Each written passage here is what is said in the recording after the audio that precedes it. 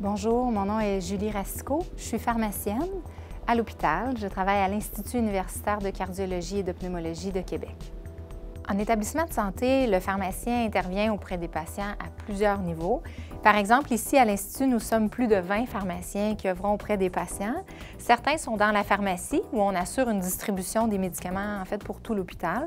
Nous validons toutes les ordonnances. Donc, toutes les ordonnances des patients hospitalisés passent par un pharmacien qui analyse, valide l'ordonnance et s'assure d'une distribution sécuritaire des médicaments.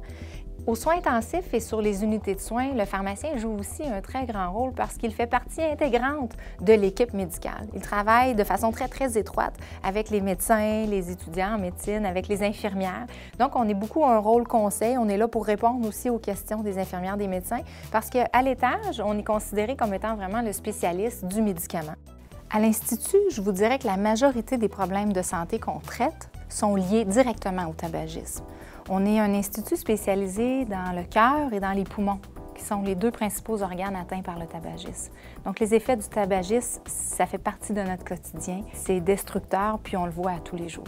Lorsqu'on voit les cancers du poumon, on dit que 85 % des cancers du poumon sont causés par le tabagisme. La maladie pulmonaire obstructive chronique, soit la bronchite chronique ou l'emphysème, sont causés dans 85 % des cas aussi par le tabagisme.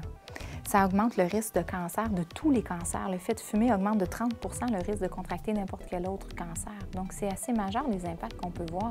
Moi, je vois un paquet de patients qui ont seulement des fois de l'hypertension artérielle ou même qui font de l'angine, qui ont même fait un infarctus. Et c'est à cause souvent du tabac également. Lorsque je vois un patient fumeur à l'hôpital, c'est certain que je vais intervenir. On dit qu'une consultation par un professionnel de la santé qui dure 3 minutes a été démontrée efficace comme aide à la cessation tabagique. Donc, je prends toujours au moins 3 minutes pour parler du tabagisme ou de la cessation tabagique avec un patient lorsque je vois qu'il est fumeur.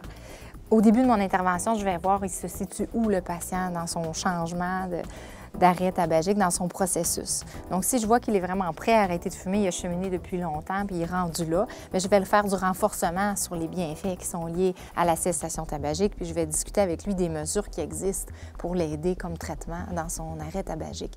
Par contre, si je vois que le patient n'a pas du tout fait cette réflexion-là puis il n'est pas du tout prêt à arrêter de fumer, bien, je vais essayer de le faire cheminer finalement dans sa démarche. Il y a un patient, entre autres, que je me souviens, qui me tient à cœur parce que cette fois-là, c'est un patient qui avait fait un infarctus pour lequel on lui avait mis un petit tuteur dans un des vaisseaux du cœur.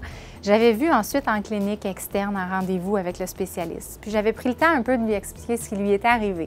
Je lui avais expliqué ses médicaments, mais je lui avais dit que c'est bien beau tous ces médicaments-là, mais il n'y a pas que les médicaments qui vont l'aider. D'abord, il devait se prendre en main. Il devait perdre du poids, faire de l'exercice et surtout arrêter de fumer. J'ai essayé d'y expliquer c'était quoi les intérêts à le faire, puis c'était quoi les risques s'il ne se prenait pas en main de subir à nouveau probablement un autre infarctus, comme je disais tantôt, qui lui pourrait peut-être être fatal pour lui. Fait que j'ai vraiment essayé de lui faire voir un peu vers quoi il s'en allait s'il ne se prenait pas en main.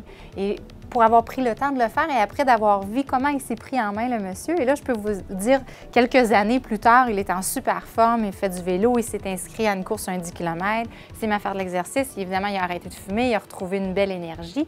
Donc, il s'est garanti des plus belles années probablement à venir.